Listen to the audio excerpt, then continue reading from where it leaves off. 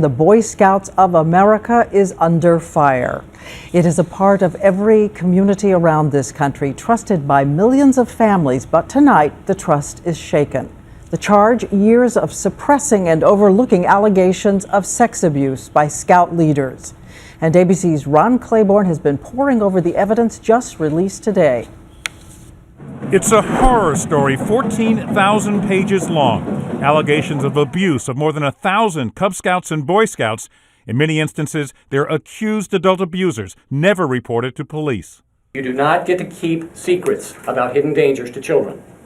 Period. End of conversation. Files with memos between scouting officials, letters from victims spanning the years 1965 to 1985. They contained the names of more than 1,200 alleged pedophiles. In a third of the cases, the Boy Scouts of America says the accusations were not reported to police. It is now too late for them to be prosecuted because the statute of limitations has elapsed. Basically, the Boy Scouts turned their eyes away. They told the molesters to go away, and let's just hope this doesn't happen again. And of course, it kept happening again. Many of the accounts are chilling, like that of an assistant scoutmaster in Rhode Island accused of molesting a 12-year-old boy. He was confronted with the facts and admitted his role in the act. He was told he would no longer be allowed to serve in any adult capacity and to stay away from Scout X to avoid further possible trouble. There's no mention of police being called.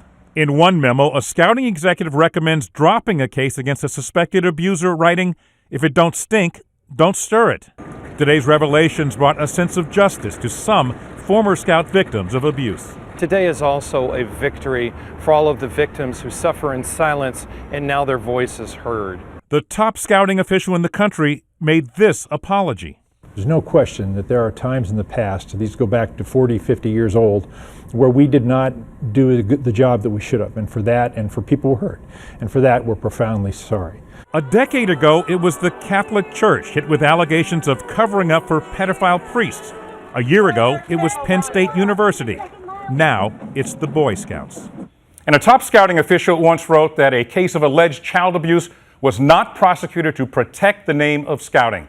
The Scouts say there are now a number of steps in place to protect children, including background checks and, Diane, mandatory reporting of abuse accusations now. Ron, I want to go back to something you said. None of those whose names were released today can be prosecuted? These cases are 30, 40, 50 years old in almost every state in the country. The statute of limitations on prosecuting them has run out.